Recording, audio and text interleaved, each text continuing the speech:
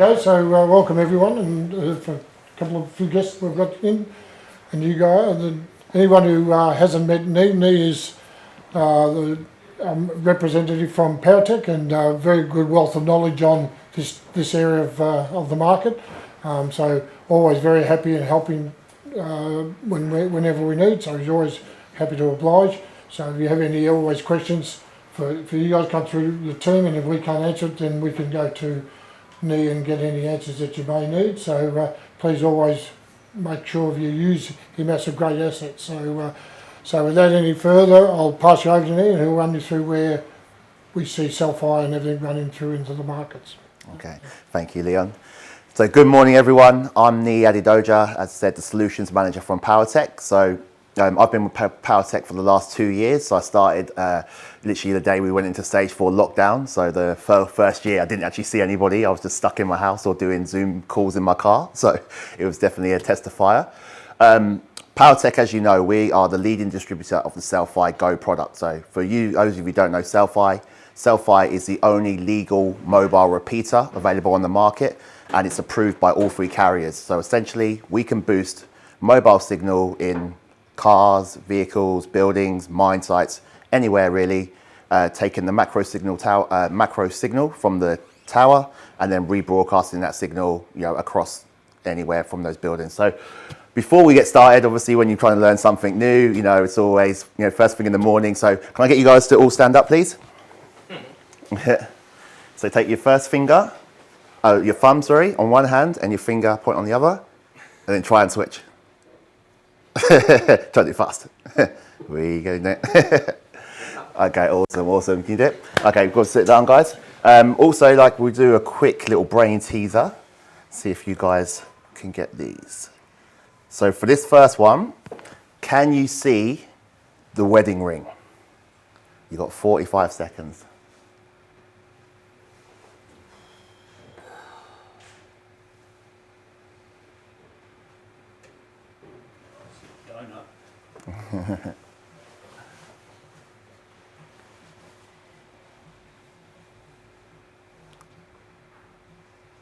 What are you thinking?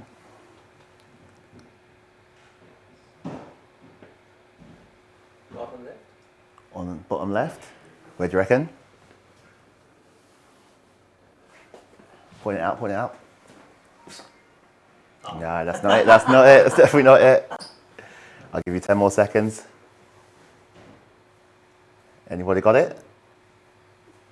No. On top of the carrot. That's a hard one. Okay, we'll do one more. Okay, this one. Can you find the chicken or the little hen?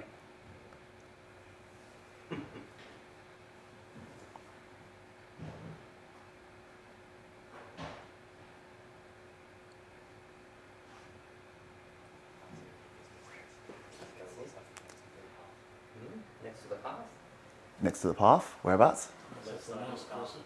On the left side next to the path over here? Up the white one? Down there. Where? No. Yeah. No, it's not there anyway. All right, I'll give you 10 more seconds.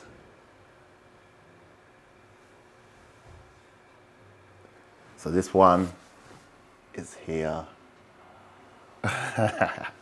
I didn't get any of them anyway, guys, so don't worry. I tried to do them this morning.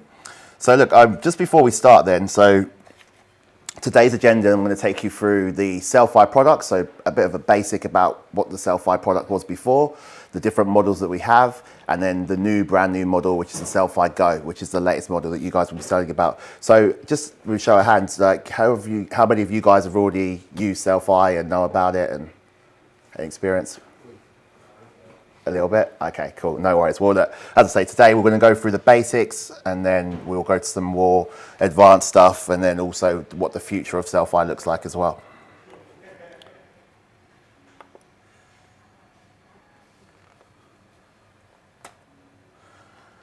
So as I said, Selfie Go is the only legal mobile repeater. Now the reason why we need Selfie, and as you most probably know, is poor connectivity. And there's many reasons why there may be poor mobile signal. So if it's a rural location, it could be distance from the tower. So it could be, there's only one tower in the area and you're quite a big distance away, so that's going to give you poor performance. Physical obstruction, so you could be behind a mountain, you could be loads of trees and dense trees, vegetation, or in the city, for example, there could be other buildings or anything like blocking your signal. So that's obviously going to decrease the signal you're going to be able to get. Building structures obviously important as well. So if you live in a concrete box or concrete building, basements, for example, there's no way that the signal's going to be able to penetrate. So that's where Cel-Fis would come in handy. Interference, so it could be like next to a flight path, for example, planes going over, all that electrical interference, that can also have effects on your signal as well. And then also network congestion as well. So again, if there's a lot of people trying to be on the network at the same time, what it will do is actually decrease the coverage. So if you're further away, you'll get knocked off, and all of the people who are closest to the tower, they all get priority on that tower. So again, that can affect it. And you most probably notice that when sometimes, late at night or something, you come home from work and suddenly your internet's a bit patchy or whatever, because loads of people are on there at the same time. So the bandwidth gets decreased. And then other issues may be network issues. So actually something wrong with the infrastructure or the tower itself. So mobile networks. So the three carriers, there's a spectrum from high to low of different frequencies, and the carriers then compete to actually operate on those different frequencies. So if we look at Telstra, for example, their 3G is on 850, that's the 850 frequency. 4G is 700, 1800, 900, 2100 and 2600.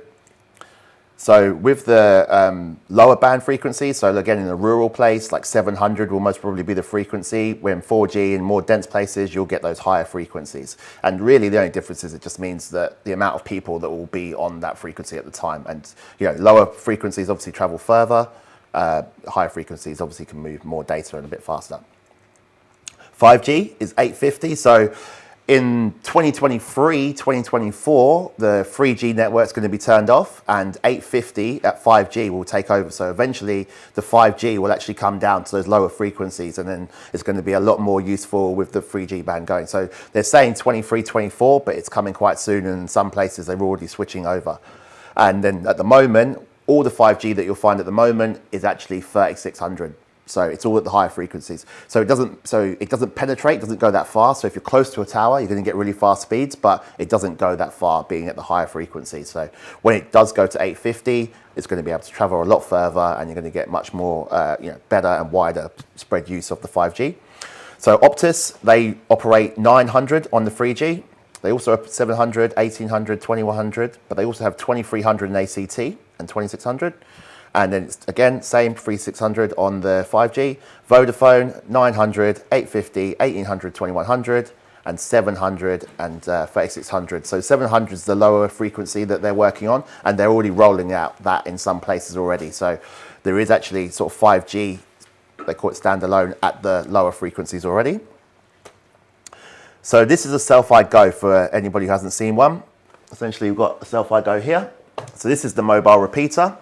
It's got SMA connectors at both sides, so you can connect straight to a coaxial cable, straight to an antenna.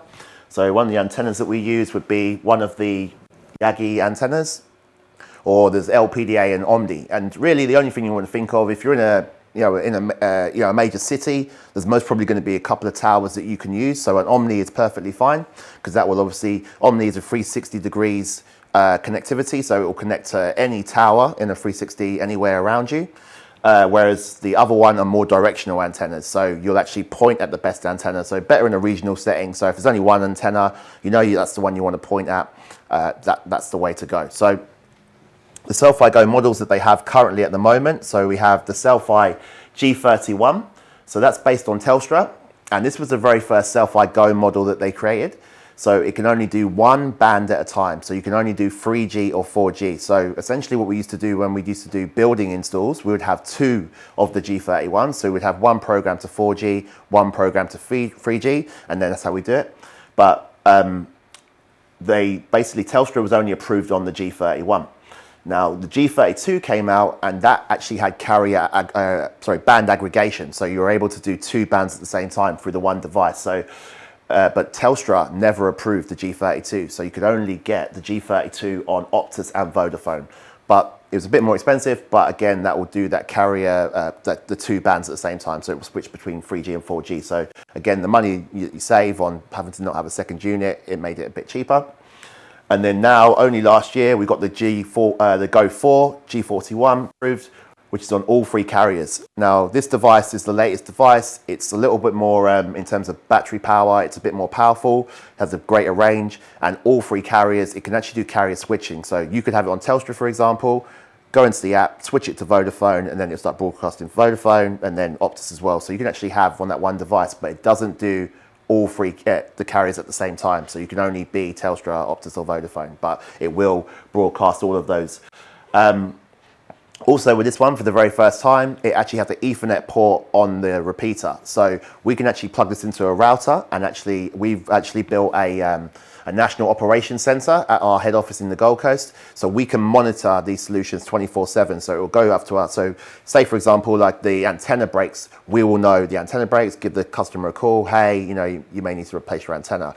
So perfect in examples when you're looking at like aged care facilities, for example. So aged care, ultimately, all of these things are based on the Telstra network. So if the Telstra network goes down, you're not going to get no signal, but nobody would know that. So if you're stuck in a basement, suddenly your phone's not working, no one's going to know. So by able to monitor it, remote monitor it, we can then say, hey guys, the system's down, at least be aware. So at least they'll be on the lookout, like going, hey, the system's not working right now. And that could be, say whatever the reason may be. It could be, the actual system's faulty, the repeater's faulty. By the remote monitoring system, we will know what's gone down. If it is the antenna, is it the cable, is it this, and be able to look after you that way. So Cel-Fi Go installation. So essentially we'll have a donor antenna on the roof. So if you can see here, a donor antenna, this will be pointed at the macro tower, signal will be coming in, brings the signal in, puts it into the repeater. Repeater then will then connect to a service antenna, and that service antenna will broadcast. So the ceiling domes are 360-degree signal. So essentially one ceiling dome should do about 20 to 30 meters. So, put it into one central room, you should cover most rooms. The other option in terms of a service antenna is a panel antenna. So that one's pushing out in a 90-degree angle. So you can put it onto a flat to a wall. So it just depends on the use case and where they want to put it. Sometimes, ceiling dome's great, but if it's a really high ceiling, then maybe the ceiling dome might not be the best option. So you might want to go with a wall panel. So you'll sort of have to work that out with the customer, which is going to be the best way to go. So how's it all connect? So we have a service antenna, which will have an NF connector, which will then connect to an N-male connector for the distribution cable. So in some cases, you'll have just a cable coming straight down for the roof, going straight into the Cel-Fi. Other times you may have to put a patch cable in there. So depending on how you're mounting it, you may need a bit more of a flexible cable. So you may then go into a patch cable. As I say, go straight into the repeater, another SMA connector on the other side, and then going back out, the reverse, but yeah, that's the donor antenna that side. And again, wall point power, but these are also available in vehicle mode. So you can have them as a cigarette lighter, have them plugged into the vehicle, and actually take this signal with you as you go on the road.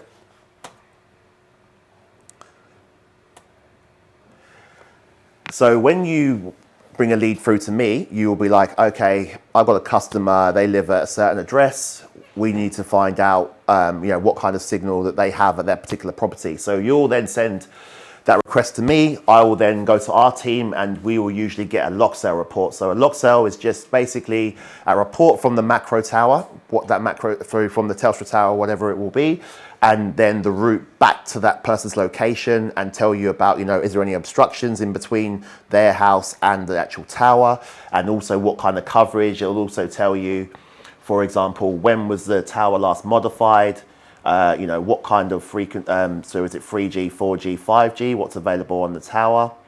It's said this is the Fresnel, so this will tell you, is there any, obstructions? Is there going to be a mountain in the way? Is there, just high vegetation? Obviously up here is telling you antenna height. So we usually start at 5 meters, saying off the ground, so that's the house plus maybe a 2-meter tower.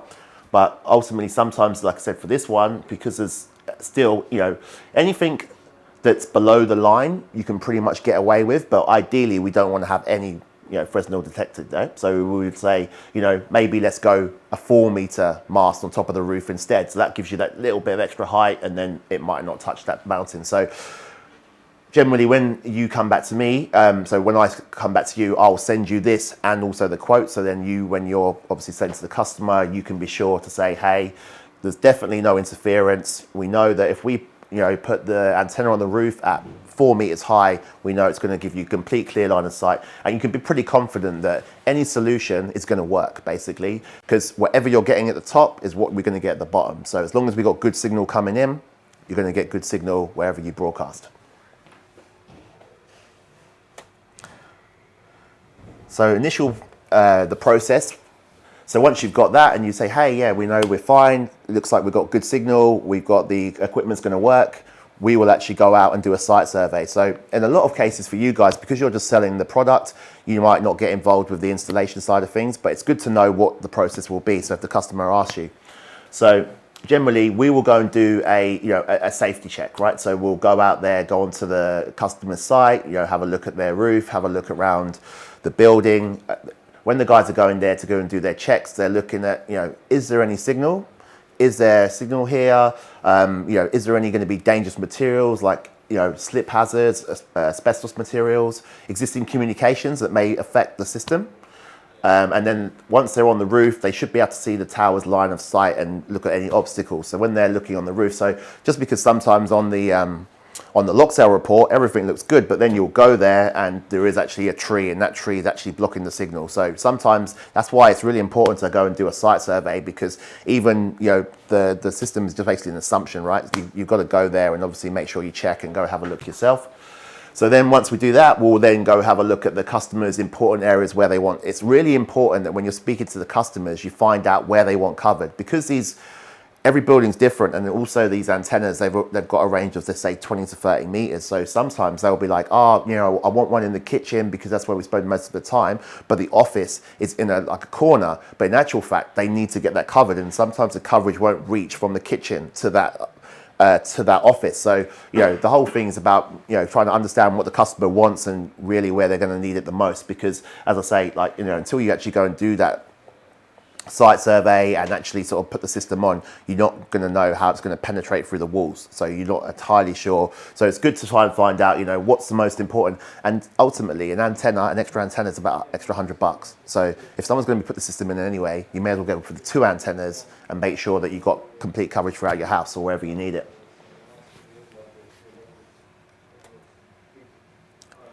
So we talked about this slightly before, but donor antenna, it's really important. So when I was showing the lock sale report, it's really important that the donor antenna is perfectly aligned with the macro tower, because a few variations either way will seriously impact the performance. So when I send you the report, you'll see the actual degrees that the antenna needs to be to face it. And then when you go into the Wave app will then tell you, yes, it's 100% aligned, 80% aligned, 90% aligned. So generally, when you're actually on site and if you were installing, you can sort of move it, and then if the app gives you all green, then you know that you're perfectly set up and you've got the best possible chance. So as I say, there's a couple of different donor antennas that you can use. So generally for residential installs, we will just use the antenna, which is the Yagi LPDA. As I say, that's a directional antenna. So it's the most common antenna. It's high gain, it supports all cellular bands, and it's directional, so it needs to be pointed at the cell tower. So we also sell the Parabolic grid antennas. So again, these are really great antennas that we use in commercial applications. So they've got a big grid behind it. So any signal that's out there, it pumps into the grid and all gets pushed into the receiver. So these are really good, really low signal, ideal for low signal noisy areas, and ideal for isolating cell towers in an area where there might be multiple present. And then the other option is the Omni high gain. So again, Omni just means that it's got a 360-degree signal, like a receiver, so it can actually take the signal from any. And it's good in those applications where you're in the city and there might be 2 good towers. So if one tower goes down, you're not going to completely lose your signal. There's another tower that it'll be able to bounce onto. So again, people don't really tend to have as many of those Omni antennas, and I don't sell as many as the LPDA because again, people just like, that's the best tower, I just want to focus there. But I think the Omni is a pretty good, again, especially if you're, sometimes you go into caravan applications, or if you're going into on the road or something like that, right? Because you don't know where the antenna's going to be, so you don't want to have to keep moving every time. So really good if you've got mobile homes or RV type salespeople. Again, these are the different service antennas that we can have. So the Black Hawk Dome, as I said, 360-degree coverage from central point. The side mount panels, this is good, like again, when you're in a room where you need to pump, for example, the roof is not feasible to actually put the antenna on, so you want to just maybe pump it in one. So a lot of times I use these panel antennas when I'm doing installs for warehouses, because they want to be able to pump the signal down the aisles, so they'll have loads of scaffolding everywhere and products on the wall. So they're really good if we want to pump the signal down in a straightforward direction. We've got the Black Hawk ceiling dual mount antenna. So again, really it's just the same, but these are just the brand new antennas that they're coming out, but it's just a bit flatter. So, some customers, they complain because it sticks too far out and, it looks like a fire, has a thing. But so these ones are going to be much flatter. Again, same coverage, same performance, no real difference. It's just going to be a lot more, aesthetically pleasing. And then same with the universal ceiling mount as well, ceiling wall mount as well. So again, it just means that it can actually be used as both a ceiling mount antenna and a wall mount antenna. So yeah, those ones are coming soon towards the end of the year.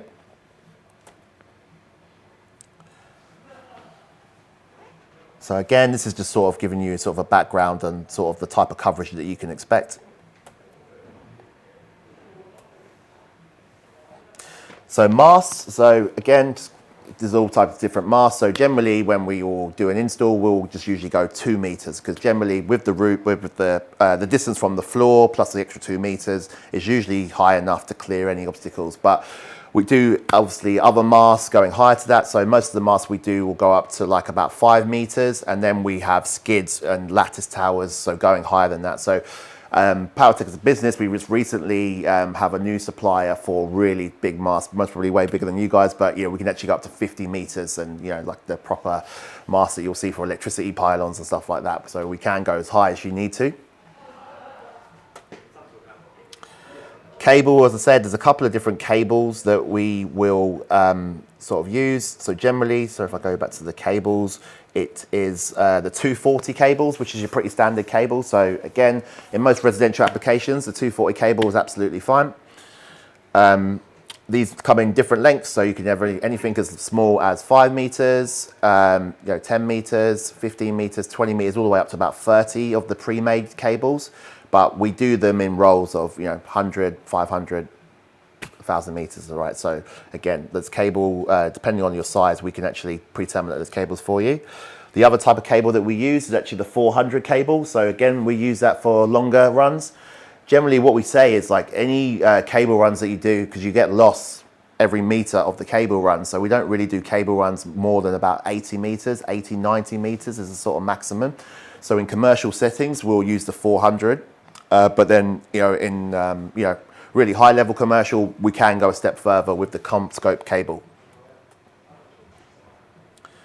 So this table just shows the amount of loss that you get over the meters. So as you can see, the heliaxial cable, that's the best. You're getting, even at the higher frequencies, you're only getting 0.14 loss. So this is just an example of Cel-Fi repeater. Like we've got the Omni dome antenna, we've got the LPDA, and this is just like basically a standard building pack. And you can see from here, this is the type of coverage that you're going to get. And it's weird how it works really. So sort of down here, we're getting okay coverage. It's obviously getting a bit patchy here, but obviously all of this side it's covered it completely. So all red. So again, the lower the LTE, that's the better the frequency. So as the red is really good coverage, and obviously the blue and black is when you've got no coverage.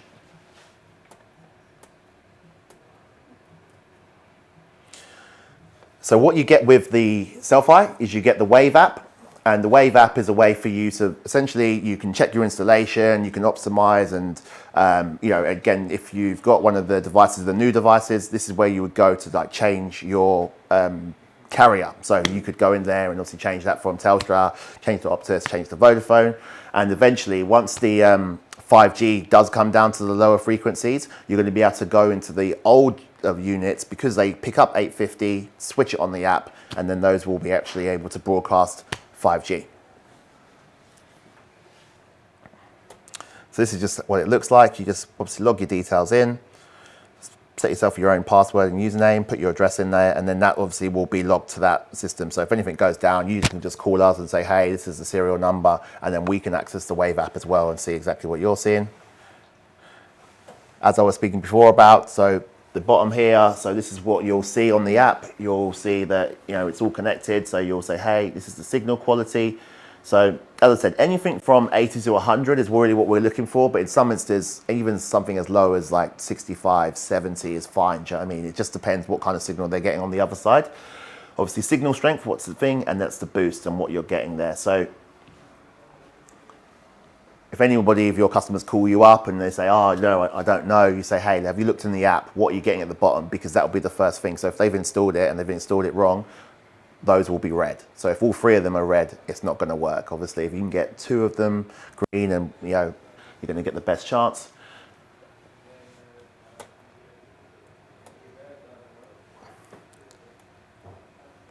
So this is giving you some more information. So there's a whole host of different options within the app. But there you can see, and that's just basically what you'll be seeing there. So anything, you know, that's over like 115 RSRP, so real poor performance, and obviously anything below 90 is excellent. So that is the basic training. Do you have any questions on that side of the Cel-Fi? Awesome. Well, look, thanks for your time. Thanks for having me. It's my first training, so get on my belt. Cheers, mate. Thank you. Thank you.